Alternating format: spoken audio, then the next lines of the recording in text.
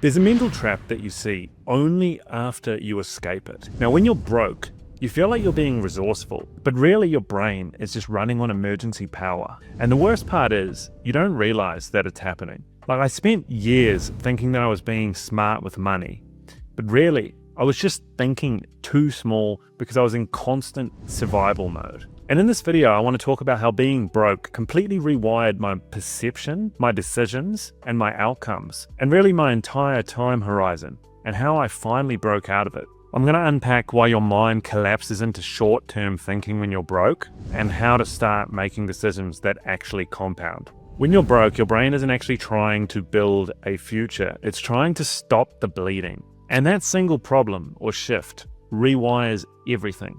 You stop imagining what's possible and you start negotiating with your present. Your time horizon shrinks from years down to just a few days, and you swap leverage for safety and certainty. And ultimately what happens is that your life becomes this loop of short-term relief instead of long-term improvement. And it's not a moral failing, this is just what happens when survival becomes the number one priority. Like, take a look at what survival mode actually does to your thinking. When you're broke, your time horizon generally collapses to 48 to 72 hours. And you can't really think ahead. You don't have the luxury of being able to look to the future because you're just perplexed on, how do I eat tomorrow? How do I pay my bills at the end of this week? And that causes you to optimize for cost and make decisions according to immediate benefit instead of long-term upside. You end up focusing on threats instead of opportunities, and you prioritize certainty over leverage. And really, you constantly ask the question, what can I afford today? Instead of what would make a better tomorrow. Once you get out of the scarcity mindset and actually enter growth mode, the entire mindset flips, and you can finally think months and years ahead. And this is where everything changes. You can build systems instead of coping mechanisms, and you can make decisions that actually have a delayed payoff because you're no longer drowning. And the dangerous part about all of this is that survival mode feels completely normal when you're inside of it. Here's the moment where I realized how small my thinking had actually become. Back in September 2024, before I had a business, before I had clarity, before I'd achieved anything that I've achieved this year, I had a point where literally all I knew is that I just could not continue living this way.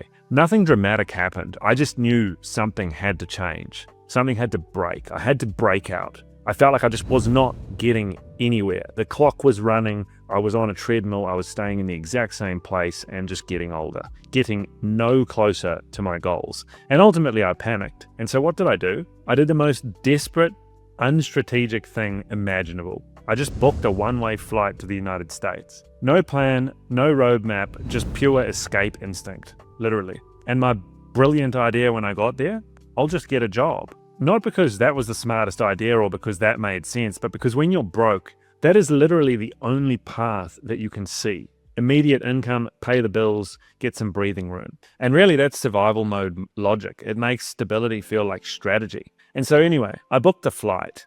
Through September and October, I then started reading about US work visas. I actually did that in reverse. I booked the flight first before even looking at whether or not getting a job over there would be feasible.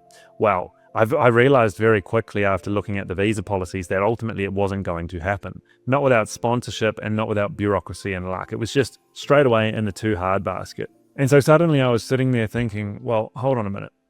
If the flight's booked and I can't get a job, well then I actually have no choice but to build something under my own flag. I've already mentally committed. I'm taking that fucking flight. I'm getting on that plane. I'm leaving all of this shit behind. And so I can't get a job. I can't work there. So what the fuck am I going to do? Shit's expensive over there. And I had to go out on my own. I had to make something work. And honestly, I couldn't even picture myself doing it. I couldn't even visualize a leveraged version of me. I just didn't know what that looked like. I just wasn't in a position where I had the ability to think big. I couldn't imagine hiring systems, capital, or scale, or anything of that nature. I was literally paycheck to paycheck trapped in a 9-to-5. My entire imagination on what was possible had been shaped by a life of employment. And that was the first moment that I really noticed the trap. Like, I wasn't lacking ambition. I was just lacking the ability to even be able to think ahead or think big because of the structure that I was operating under. Like when you're broke, every decision becomes a fire that you're trying to put out. You stop thinking about what can actually build wealth long term, and you start thinking about how can I stop immediate pain. And that's why people chase shortcuts, garbage courses, forex trading fantasies, gambling disguised as opportunity. Anything that literally will promise a 100x escape hatch, people are just jumping on it.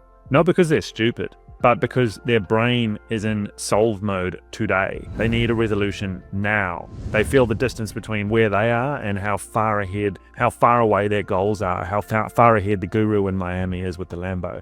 And they just go, I need 100x tonight or I'm fucked. And honestly, that was me. You know, my whole operating system was built around short-term relief, not long-term leverage. And even when I finally started my business, you know, after I realized I couldn't get a job, I was pretty quick to put together a basic business plan. But honestly, what I built was not a business. It was just a job with more difficulty and more admin. My entire vision was literally, instead of working for my employer in an office, what I'll do is I'll work remotely and I'll work for multiple businesses, but I'll just do the same thing. And that was literally my big entrepreneurial leap, because I was still thinking like an employee. I couldn't imagine leverage. I couldn't imagine hiring. I couldn't imagine using capital to accelerate anything because I literally didn't have any. And every single dollar that I spent felt like a loss, not an investment. You know, I hated spending money. So of course, the first version of my business was completely wrong. The business model was flawed. I mean, it had to be. The limitation wasn't the business, it was the time horizon and the constraints that my mindset was under when I built it. Like being broke doesn't just limit your actions, it limits your ability to picture anything that lies beyond the next checkpoint. You stop imagining bigger scenarios and, you know, dreaming big because it just feels unrealistic, it feels delusional. Your self-image just shrinks down to the size of your bank balance. And you underestimate your potential because you've never had the bandwidth to experience anything else. It's not a lack of intelligence, it's a lack of runway. And here's the part that no one tells you. Everything that actually builds wealth, like real wealth, skills, systems, reputation, leverage, none of it pays off instantly. It pays off repeatedly, but only after a delay. And this is really why broke thinking never compounds. It keeps you locked into these decisions that give you fast relief, but have zero future value. Meanwhile, those moves which look slow or expensive, too risky, building a skill stack, improving your environment, starting a real business, hiring help, these are the moves that change your entire trajectory. But they only feel logical once you're thinking beyond the next 48 hours. Most of these moves will not result in immediate cash. You might have to wait 90 days to get anything back. Broke moves solve today, and wealth moves solve forever. You don't break out by chasing something big. You break out by finally choosing things that pay off later instead of right now. So being broke didn't just keep my bank account empty. It shrank my imagination. It tricks me into thinking too small, because survival mode doesn't make you weak. It makes you blind. Blind to the possibility of what you could become. And once you see this pattern, you can't unsee it. And once you break out, you'll never be able to think small again. If you've enjoyed this video, please like and subscribe to the channel. It really helps us out, and I drop one like this every 48 hours. Hope to see you in the next one.